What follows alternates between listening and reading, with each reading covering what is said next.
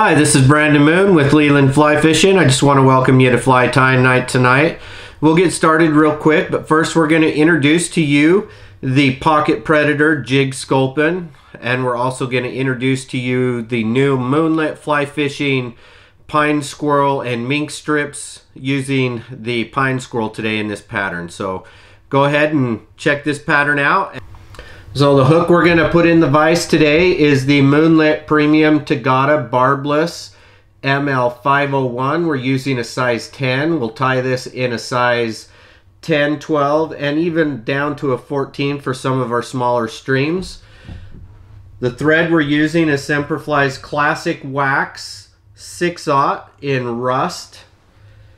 And we'll start that just behind the bead of on there, and then we'll wrap it to the bend. I always like to snip my thread out with a razor blade. It's easier. We're using the Rusty Brown Pine Squirrel in the 1/16 inch size. We're going to have this measured. It's pre-measured to just over about 2 1/4 hook lengths. And we're going to take, and just at that 1 hook length, we're going to press that over. And before I put it on there, you see I wet my fingers so that I can separate the hairs so that I'm not catching the hairs. We're just gonna pinch that all the way down to the bend of that hook where the thread was, and then we'll put it back in the vise.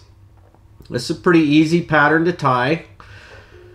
Put that back in the vise there so that we can lock that in.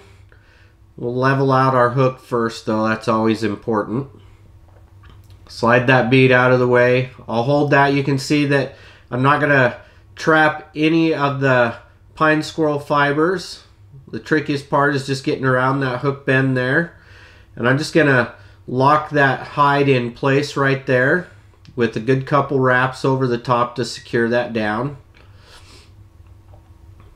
We're just maneuvering this so that it's right on that where that thread is, so that we're locking it in at that good point on the tie-in point. Now we'll just kind of lock that in place with a wrap in front.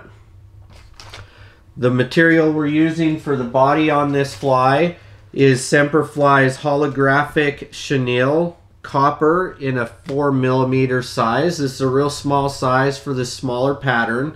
This is just going to give a little bit of bulk to the body and create that nice little taper going to the tail, a little bit of flash, and good coloring as well. So we're just going to wrap that forward, just palmering a little bit. It's short material, so you're not going to be able to palmer a whole lot, but we'll palmer a little bit as we go forward.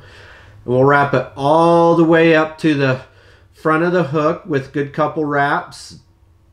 Again, you can see this is just going to add a little bit of body to this pattern here. A little bit of flash, good for the underbelly of the sculpin pattern. So once we get that wrapped up there, we're going to take and secure that down.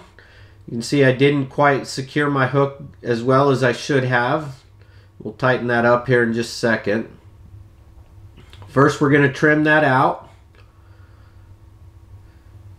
Once we get that trimmed out, we'll take and swap this over just in a minute. Now we want to pull that hide all the way over the bead to the bead and secure that down. You may have to trim the hide down just a little bit. That's okay. You want to secure that so you have a good secure hide there, and then go back just a little bit so you have just about a hook gape in there. And that's for the collar on this fly. Now we're going to take some red crystal flash, 2 strands doubled over, so we have 4 strands total. We're just going to tie this in right here. We'll secure it in with good couple wraps, trim out the back butt end, and then we're going to trim the front to about 1/2 to 3/4 of the hook length. This is just going to act kind of like our gill on this pattern. Now we're going to take and create a dubbing loop with our thread. This is so we can use the pine squirrel for the collar. I interlock in the front and the back about 2 or 3 times, and this just makes sure that my loop's secure. Now I'm going to take some Overland's Wonder Wax and get a little bit of wax on this thread so that my pine squirrel, when I put it in that dubbing loop, grips really good. I'm going to take my Smayan dubbing loop tool twister and set that in there. Now we'll grab a pre-cut strip. So if you have excess strips, you always leave them. We'll half hitch before we put those in. Now you're going to see the little pine squirrel strip that I've got pre-cut, or just from my excess. I'm going to take that and slide that in to my thread so that I have just a small amount hanging off the back side of that. And then I'll let that thread pinch down on that fiber, and I'm just going to take and cut down that hide right off of that pine squirrel while it's in there. And once I've got that done, I'm good to twist this up. So we're going to spin our dubbing twister, give it a good couple spins. You can see the dubbing twister spinning down there. You can see how it's just spinning up that deer hair right there on the thread. Once we've spun it up good, you can take a tool and brush it out. I usually don't. We'll wrap that up so that we can start wrapping this and palmering that pine squirrel back over the body of the fly so that we get a good collar on this and head, along with taper of the body. This collar is going to give us a lot of good action. I use that tag end of that dubbing loop to help build up my head there, and collar, if you will. And then I'm going to take and secure that down with a good couple wraps. And once we've secured that down, we'll take our razor blade again and snip that out. I just like how clean the razor blade gives me. We'll palmer that back just a little bit with our fingers again, and good couple wraps to secure that collar in. Once we've got our collar made up, we're going to take our whip finish tool. I like the Loon ergonomical whip finish with the little clipper on the end. We're going to give this a good 3-turn whip. Finish it up, and there you go.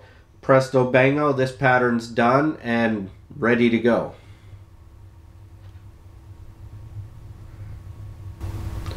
If you found any value in this video whatsoever, we do appreciate it if you make sure and like, comment, subscribe, and hit the bell to receive future notification. It helps us out a lot. Have a wonderful evening.